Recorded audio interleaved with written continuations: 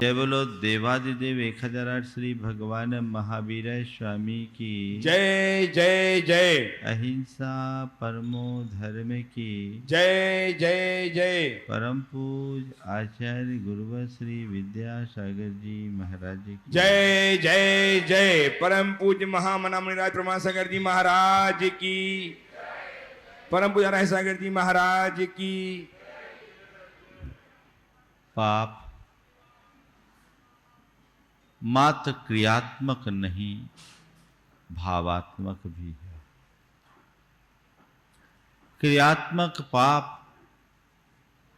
हमारा उतना नुकसान नहीं करते जितना कि भावात्मक पाप से हमें नुकसान पहुंचता है।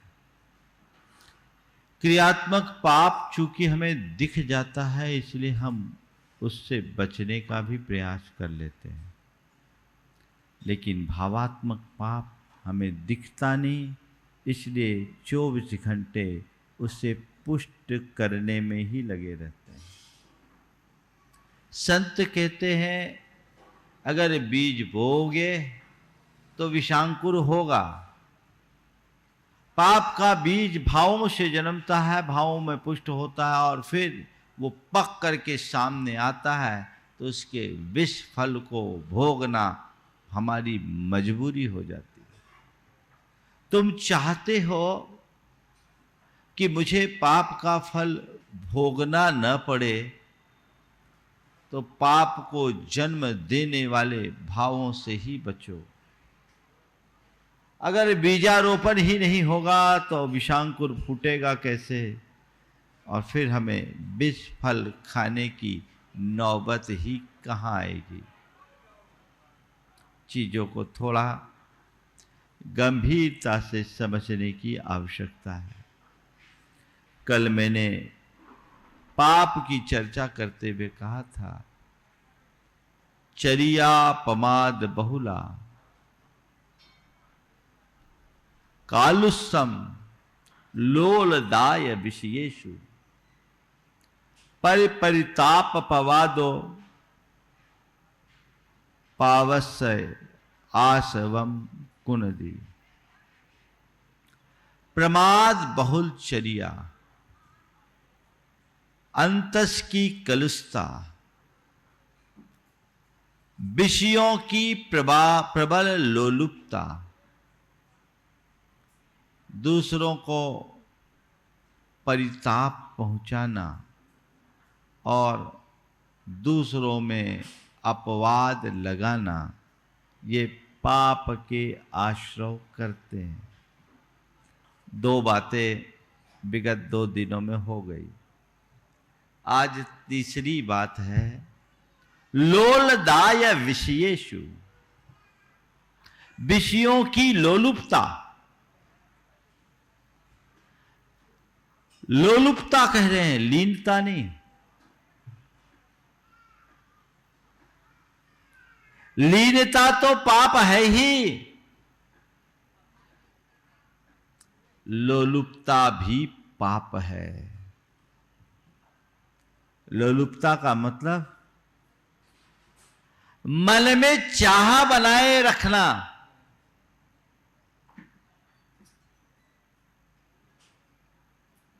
हर पल उसके बारे में सोचना, उसकी उत्कट अभिलाषा रखना, ये सब लोलुपता की श्रेणी में आते हैं। 4 बातें आज आप सबसे करूंगा। लोलुपता, लीनता, लंपटता। लोलुपता, लीनता, लंपटता और विरक्ति। विषयों के 3 स्तर हैं। एक लोलुपता रूप, एक लीनता रूप और एक लंपटता रूप। एक और जोड़ लेता हूं, लगाव, लोलुपता, लीनता और लंपटता। लगाव, लोलुपता, लीनता और लंपटता। आम जनों के हृदय में विषयों से लगाव तो बना ही रहता है।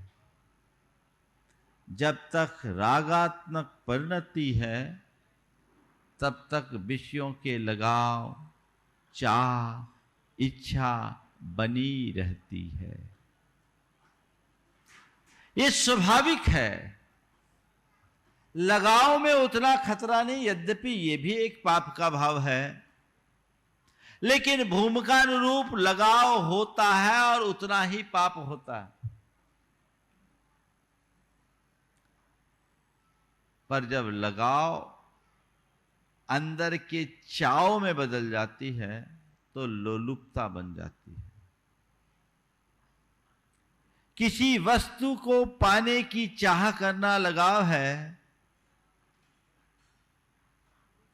और किसी वस्तु की चिंता में ही खो जाना लोलुपता, डूब जाना लोलुपता है। मुझे रसगुल्ला खाने की इच्छा हो, ये मेरा रसगुल्ला के प्रति लगाव है,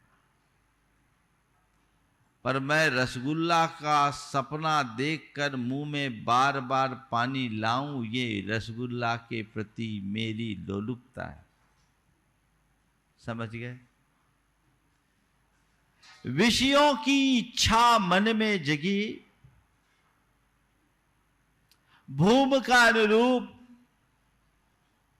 उसकी पूर्ति की और भूल गए। उस व्यक्ति को उतना बंध नहीं होता, लेकिन विषयों की इच्छा से प्रेरित व्यक्ति उसमें ही दत्त चित्त हो जाए तो ये विषयों की लोलुपता है। ये बड़ा भयानक है। लोलुपता वह परिणति है जिसमें व्यक्ति पाप किए बगैर भी पाप का भागी बनता है। मुझे चाहिए, मुझे चाहिए, मुझे चाहिए। किसी भी विषय की लोलुपता देखो, विषयों की लोलुपता, भोगों की लोलुपता, धन की लोलुपता, यश की लोलुपता। लोलुपता तो लोलुपता है। 5 इंद्रिय और उनके विषय, उनकी लोलुपता जिनके अंदर प्रगाढ़ होती है, वो 24 घंटे उसी जुगाड़ में लगे रहते हैं, उसके बिना रह नहीं पाते। भोगों की लोलुपता, खाने पीने में भी कोई संयम नहीं रख पाते। बस एक ही लालसा, मुझे ये मिले, मुझे ये मिले, मुझे ये मिले। जिसके अंदर धन की लोलुपता होती है, वो धन पाने की प्रबल चाह में अपनी सारी मर्यादाओं को भूल जाता है।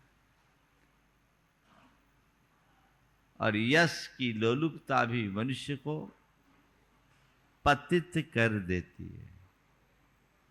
इस लोलुपता से अपने आप को बचाना चाहिए। इसके आगे है लीनता, लंपटता।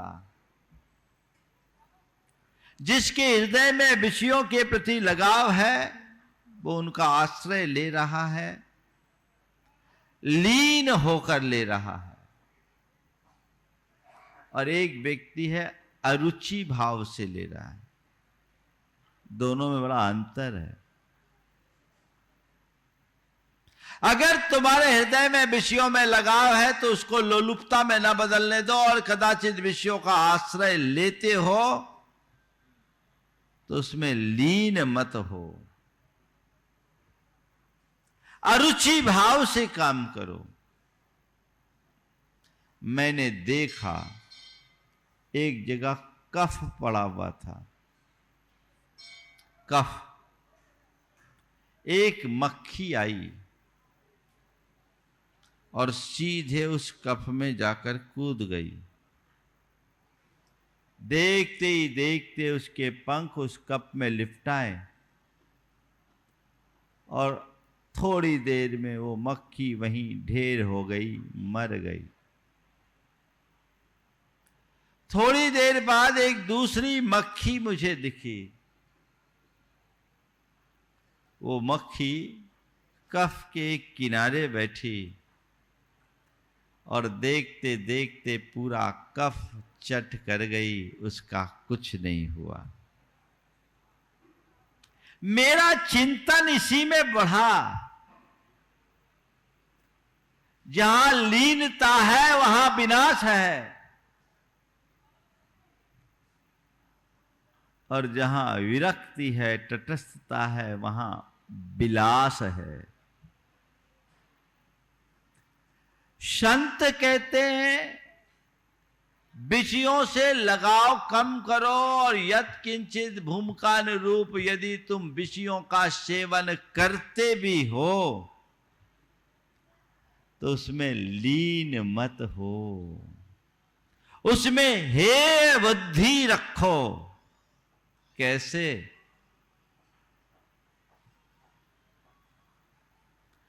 दरअसल ये विषयों की चाह है क्या? 5 इंद्रिय के विषयों से जो हमें सुख मिलता है वो सुख है क्या? मान लीजिए गर्मी प्रचंड है,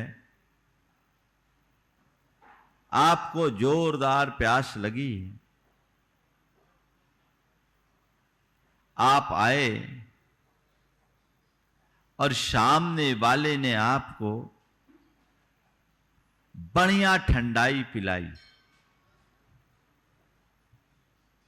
बोलो उस ठंडाई से सुख मिलेगा कि नहीं मिलेगा? मिलेगा ना? हाँ, मिलेगा। आपने एक गिलास ठंडाई पी, आपने कहा बहुत अच्छा, बोले एक गिलास और ले लो। आपने दूसरा गिलास भी लिया, और पहला गिलास तो एक घूंट में पी लिया, दूसरा गिलास धीरे धीरे, और वो तीसरा कह रहा और ले लो। अब क्या बोलोगे? क्या हो गया? नहीं भाई अब नहीं, इतना ही बहुत। तो क्यों नहीं, आप गड़बड़ हो जाएगा। मैं आपसे पूछता हूं, ठंडाई पीने से यदि तुम्हारी प्यास बुझी और तुम्हें सुख मिला, ठंडाई में यदि सुख है तो जितनी ठंडाई पियो उतना सुख बढ़ना चाहिए। क्या अनुभव है? हाँ, तो मतलब क्या है? ठंडाई का सुख भोगना है तो पहले प्यास के दुख को जगाओ। समझ में आ रही बात? प्यास के दुख को जगाओगे, प्यास दुख है कि नहीं है, तब ठंडाई पीने से सुख मिलेगा। भूख लगी थी जोरदार, सामने वाले ने रसगुल्ला खिलाया, बढ़िया रसगुल्ला खा लिए, चक्कर खा लिए, रसगुल्ले से सुख मिला, पर कब तक? जब तक भूख थी तब तक। यानी रसगुल्ला का सुख कब है? जब भूख की वेदना है तब है। अर्थात रसगुल्ले का सुख पाना है तो भूख की वेदना को बुलाना है। मतलब क्या निकला भाई? दवाई हमारे लिए कब अच्छी लगती है? बोलो, दवाई कब अच्छी लगती है? जब हम बीमार हों। स्वस्थ आदमी को दवाई अच्छी लगती क्या? तो सच्चे अर्थों में देखा जाए तो 5 इंद्रिय के जितने भी विषय हैं इनसे सुख नहीं है, इनमें सुख नहीं है। ये सब के सब हमारी वेदना के प्रतिकार के साधन मात्र है। वेदना अंदर है, उसका प्रतिकार इनके माध्यम से हो रहा है। मतलब ये सब की सब दवाइयां हैं, बीमारी भीतर है। उत्तम तो ये हो कि बीमारी ना हो तो दवाई ना खाना पड़े, पर बीमारी लगी है, जन्म जन्मांतरों से लगी है, उनका प्रतिकार करना है। तो भैया दवाई को दवाई की भांति लो, मिठाई की भांति मत खाओ। क्या समझ में आया? हाँ हाँ, दवाई को दवाई की भांति लो, मिठाई की भांति मत लो। आप लोग मिठाई खाते हो कि नहीं खाते हो? खाते हैं महाराज, रोज ही खाते हैं, खाते हैं। हर आदमी ये भावना भी भाता होगा कि सुबह से मुझे मिठाई मिले। पर कुछ लोग यहाँ ऐसे भी होंगे जिनको दवाई खानी पड़ती होगी, और ऐसे भी लोग होंगे जिन्हें रोज दवाई खानी पड़ती होगी, अपने साथ दवाई का डब्बा लेकर चलते होंगे। पर ये बताओ, एक व्यक्ति इस दुनिया में है जो भावना भाता हो, हे भगवान मेरी ये दवाई जिंदगी भर मुझे रोज मिलते रहे? ये लोग तो मिलेंगे कि कब इस दवाई से पिंड छूटे। मतलब क्या है? मिठाई आप चाव से खाते हो और दवाई बचाव के लिए खाते हो। एक में चाव है, एक में बचाव है। मिठाई खाते हो, दवाई खानी पड़ती है ना अंतर? तो बस मैं आपसे केवल इतना कहता हूं, विषयों के सेवन के बिना तुम नहीं रह सकते। 5 इंद्रिय के विषय तुमसे जुड़े हैं, मैं कह भी दूं तो हट नहीं सकते। कोई बात नहीं, बस धारणा बदल दो, मैं उन्हें हे बुद्धि से अपनाऊंगा, उपादेय बुद्धि से नहीं। उनका सेवन दवाई की तरह करूंगा, मिठाई की तरह नहीं। इसमें ही बड़ा अंतर हो जाएगा। अब कोई दवाई कोई मिठाई मान ले और मीठी दवाई है पी ले, हाँ, तो क्या होगा? ज्यादा दवाई पीने से भी तो बीमारी बढ़ जाती है, कई लोग तो मर भी जाते हैं। तो यही हो रहा है तुम्हारे साथ। इसमें लीनता हमारे जीवन को बर्बाद करती है। लीन मत हो, लगाव हो, लोलुपता न होने दो। लोलुपता को रोको, जाए वहीं रोको। और लोलुपता देखो कहां क्या हमारे साथ कर देती है। एक वृद्ध व्यक्ति चला जा रहा था, रास्ते में एक कुआं था। कुआं में अंधा कुआं था। वो आदमी देखा तो एक युवक उस कुआं के अंदर गिरा हुआ था। वो आवाज लगा रहा था कि कुछ कोई मुझे मदद करे, मुझे बाहर निकाले, कुएं से बाहर निकाले। उसकी नजर पड़ी, देखा कुएं के अंदर एक युवा गिरा हुआ है और मदद की गुहार कर रहा है। उसने पूछा, भाई तुम कुएं में कैसे गिर गए? बोले, मैं कुएं में गिरा नहीं हूं, उतरा हूं। मैं कुएं में गिरा नहीं हूं, उतरा हूं। अच्छा, उतरे हो? क्यों उतरे? बोले, पता नहीं, इस कुएं में अमृत रसायन है। इस कुएं में अमृत रसायन है। बोले, क्या होता है? इसका बड़ा अचिंत असर है। बोले, क्या? बोले, मैं भी तुम्हारी तरह बूढ़ा हो गया था, मेरी काया जर्जर हो गई थी। इस रसायन के स्पर्श से मैं जवान हो गया हूं। इस रसायन के स्पर्श मात्र से मैं जवान हो गया हूं। बुलाने का सच? बोले, प्रमाण प्रत्यक्ष किम प्रमाणम। प्रमाण मैं हूं, देख लो मुझे, मैं तुम्हारी तरह बूढ़ा था और मैं इस पानी में उतरा और मैं जवान हो गया। बूढ़े ने भी आव देखा न ताव, सोचा भैया जब इस रसायन के सेवन से जवान हुआ जा सकता है तो फट से उसने कुएं में छलांग लगा दी। अब वहां कोई रसायन तो था नहीं, एक दो बीता पानी था। अब बेचारा पानी में उतरा, देखा तो वहां कुछ हुआ ही नहीं। उसने बोला कहाँ फंसा दिया? बोले तुम फंसो। अब वो उसकी पीठ पर चढ़ करके वो निकल गया, बेचारा वहीं ठिठुरता रहा। काश उसके अंदर इतनी समझदारी और बुद्धिमानी होती तो उसकी ये दुर्दशा नहीं हो पाती। ये तो एक उदाहरण है। अपने मन को पूछो, तुम्हारी लोलुपता तुम्हें लंपट बनाती है,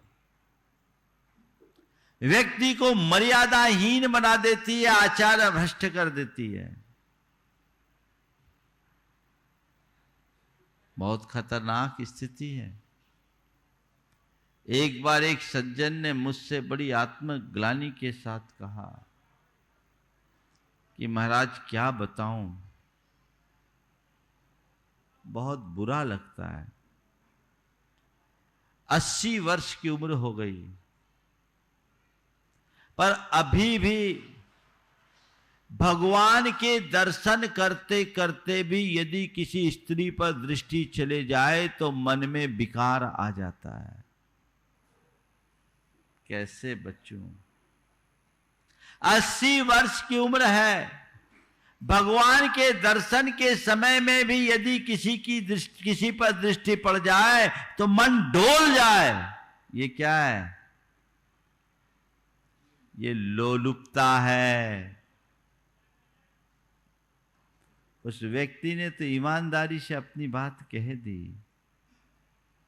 अपने मन को टटोल करके देखो, तुम्हारी स्थिति क्या है?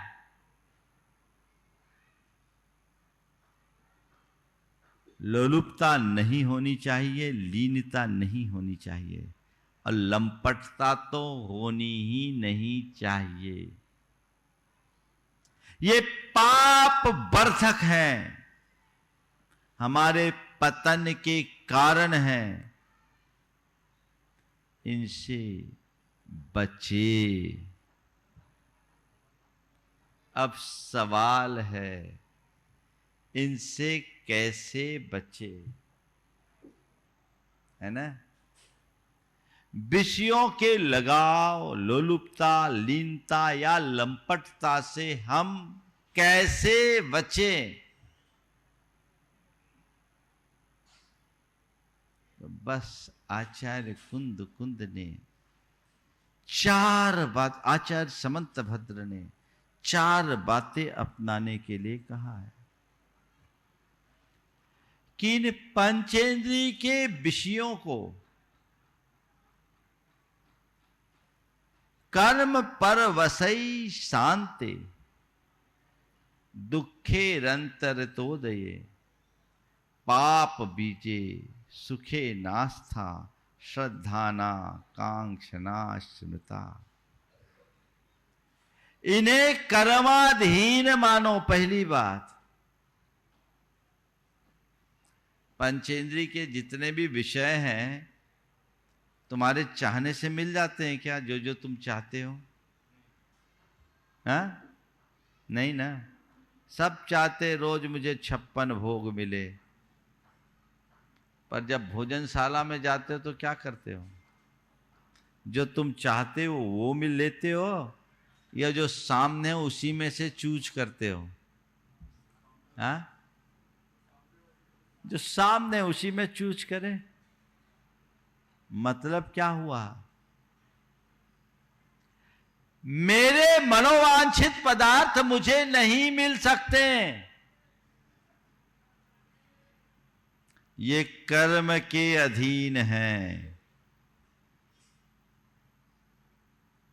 अब कोई व्यक्ति सोच के आए मुझे ये मिले, मुझे यही चाहिए, मुझे यही चाहिए, यही मुझे यही चाहिए, और वहां व्यवस्था ना हो तो क्या हो? कई बार गड़बड़ी करते हैं, पुराने जमाने की बात है। अब तो सिस्टम दूसरा हो गया, पर पहले जिस तरह के शादी विवाह होते थे, बारातें आती थी और बाराती लोग घरातियों को बड़े परेशान भी करते थे। अब दिसंबर का महीना, एक ग्रुप जो दूल्हे के दोस्तों से जुड़ा हुआ था, बहुत सुबह से परेशान कर रहा था। अब रात के 1 बजे कहता है कि हमें लस्सी पीना है। 1 बजे लस्सी पीना है। अब क्या करें बताओ, इतनी सर्दी में रात के 1 बजे लस्सी का ऑफर करे सामने वाले को परेशान करने के ख्याल से, तो क्या करें। अब कुछ लड़के थे वो बहुत परेशान थे कि ये लोग सवेरे से बहुत परेशान कर रहे हैं, क्या करूं। उन्होंने अपने एक प्रमुख से बोला कि ये लोग बहुत परेशान कर रहे हैं, लस्सी मंगा रहे। बोले क्या करें। बोले कुछ नहीं करो। उनने मैदा घुटवाया, पानी डाल के मैदा घुटवाया, उसमें मसाला मिलाया और जमाल घोटा और डाल दिया। बोला देव लस्सी। और रात में वो पिया लोगों ने, परेशान करने के लिए कह रहे थे। और बारात गई, हर 1 किलोमीटर में बारात रोकनी पड़ी, गैस रोकनी पड़ी। जब हकीकत पता चली तो लड़के के पिताजी ने खूब डांटा। ये आज से 40 वर्ष पुरानी बात बता रहा हूं। आजकल तो अच्छा है, सारा कैटरिंग वालों के जिम्मे हो गया तो ये सब झंझट मच गई, लेकिन पहले बहुत चलता था।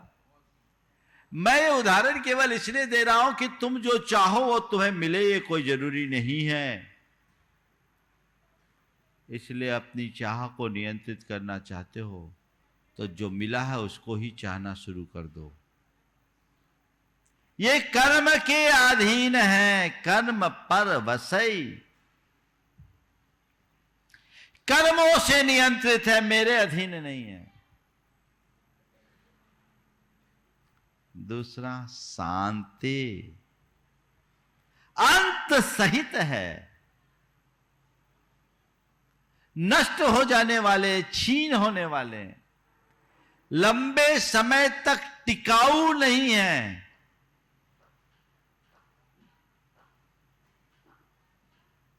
ये समझ में होना चाहिए। तुम्हारा कितना भी प्रिय कोई भी 5 इंद्री का विषय हो, वस्तु हो, व्यक्ति हो, सब छूटने वाले हैं, टिकने वाले नहीं है।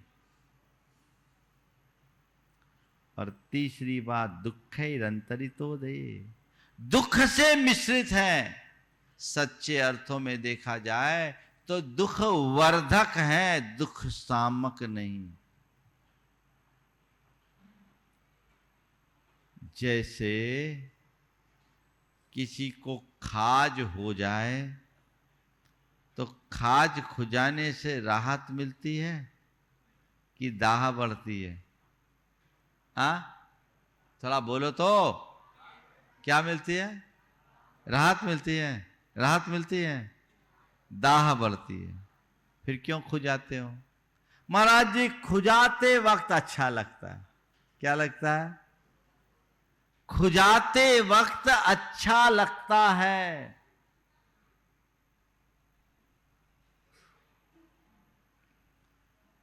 पर अंत जलन बढ़ाता है, दाह बढ़ाता है।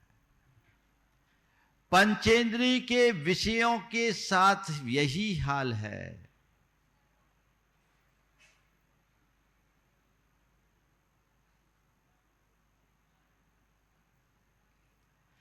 सेवन करते वक्त कुछ पल के लिए अच्छा लगता है, पर बाद में वह कष्ट ही देता है। आरंभे तापकान प्राप्तो अतृप्ति प्रतिपादकान, अन्ते सुदुस्त्यजान कामान कह पुरुषः सेवते सुधि। जब तक न मिले तब तक उससे प्राप्त करने की आतुरता, प्राप्त हो जाने पर अतृप्ति, और छोड़ना जिसके लिए बहुत कठिन है, ऐसे पदार्थों का क्या सेवन करना, क्या सेवन करना। श्री कृष्ण ने गीता में इसी बात को कहा, ये ही संस्पर्श जाब होगा, दुख योनय तये वही आदवंत ही कौन्तेय न तेषु रमते बुध। हे कौन्ते, ये विषयों के स्पर्श से मिलने वाला जो सुख है वो दुख की योनि है। अद्यवंत, ये नष्ट नाशवान है। न तेषु रमते बुध, कोई भी समझदार व्यक्ति इनमें रमता नहीं है। विरम जाओ, ये शांत है और दुख से मिश्रित है, ज्यादा देर टिकने वाले नहीं है, अंत सहित। बचपन में एक मिठाई चलती थी, उसको बोलते हैं हवा मिठाई। खाई है कभी हवा मिठाई? लाल लाल रेसे रेसे। बुंदेलखंड में उसको गुड़िया के बाल कहते हैं, पर वो ठीक नहीं, उसका नाम हवा मिठाई थी, है ना। कितना बढ़िया, आजकल मिलती नहीं मिलती, मिलती है। हाँ, तो वो हवा मिठाई देखकर कितनी अच्छी लगती है, इतना बड़ा बड़ा, है ना। और लिया और मुंह में डालते सब हवा, खत्म ना। ये हवा मिठाई है, सब हवा है। समझ में आ रही है बात? तो कर्म पर वसे, ये कर्माधीन है, मेरे अधीन नहीं। शांत छन छई है, हवा मिठाई की तरह। दुःखैरंतरितो दे, दुख मिश्रित है, दुख को बढ़ाने वाले हैं, आकुलता को बढ़ाने वाले हैं। इससे आज तक किसी को संतुष्टि नहीं मिली, न मिली है न मिलेगी। और चौथी बात, पाप के बीज हैं, इनका सेवन पाप को बोना है। पापों का बीज बो करके कोई सुखी हो पाएगा? इसलिए आचार्य कुंद कहते, लोलदाय विषयेषु, विषयों की लोलुपता, उसमें लीनता लंपटता, ये पाप का आश्रय कराते हैं। इसलिए इनसे यथासंभव बच के रहो। अपनी इच्छाओं को मोड़ो, नियंत्रित करो। बार बार अगर ऐसी भावना भाए तो ये सब राग वैराग्य में परिवर्तित हो जाए। ये निस्सार है, इनका कोई अंत नहीं। ये हमारे मन की तृष्णा को उत्तरोत्तर बढ़ाने वाले हैं। ऐसी सोच या भाव दशा अगर मन में बन जाए तो फिर कहीं कोई कठिनाई ही नहीं है। तो ऐसी भावना भाएं, अपने मन को आगे बढ़ाएं, तब हम पाप से अपने आप को बचा सकते हैं। लेकिन जिन लोगों को विषयों में ही रस आता है, उनके लिए क्या कहें? वे अपना संसार बढ़ाने में ही लगे हैं। उम्र पार कर जाने के बाद भी लोगों के मन की लालसा नियंत्रित नहीं होती। एक कवि ने बड़ी अच्छी बात लिखी, वृद्धावस्था हो गई, शरीर क्षीण हो गया, फिर भी मन की चाह नहीं मिटी। वे कहते हैं बपो कुब्जी भूतम गतिरपि च तया यष्टि शरणा। बपो कुब्जी भूतम गतिरपि च तया यष्टि शरणा। विशीर्णा दंताली श्रवण विकलम श्रोतयुगलम। शिरः शुक्लः चक्षु तिमिरपटलैरावृतमहो। मनो ते निर्लज्ज तदपि विषयेषु स्पृहयति। बुढ़ापे के कारण शरीर कुबड़ा हो गया, इसलिए बपुः कुब्जी भूतम, शरीर कुबड़ा हो गया। और गतिरपि च तया यष्टि शरणा, तुम्हारी चाल अब लाठी के अधीन हो गई, बिना लाठी के चल नहीं सकते। विशीर्णा दंताली, बत्ती सी बाहर हो गई। श्रवण विकलम श्रोत युगलम, दोनों कान सुनने से जवाब दे रहे हैं। शिरा शुक्ला, सिर में सफेदी आ गई है। चक्षु तिमिर पटलय आवृतम, आंखों में अंधेरा छाने लगा, आंख तो दिखता नहीं, कान से सुनता नहीं, चला जाता नहीं, फिरा जाता नहीं। फिर भी तुम्हारा मन कितना निर्लज्ज है, इसके बाद भी विषयों से मन नहीं हटता। क्या हाल है? उम्र भले ढल जाए, यदि तृष्णा बलवान है तो व्यक्ति कभी सुखी नहीं होगा। मैं एक स्थान पर था, एक सज्जन कह रहे थे महाराज जी ये महिला संगीत बंद होना चाहिए। बुजुर्ग थे 75 वर्ष के। मैंने जैसे ही देखा तो वहीं उनका पोता था। बोला महाराज जी पहले सबसे पहले इनको सुधारिए। पोता बोल रहा है दादा के लिए, सबसे पहले इनको सुधारिए। कोई महिला संगीत का प्रोग्राम होता ही नहीं, छोड़ते हैं और एकदम खास एंगल में कुर्सी लगा के बैठते हैं और पूरा रस लेते हैं।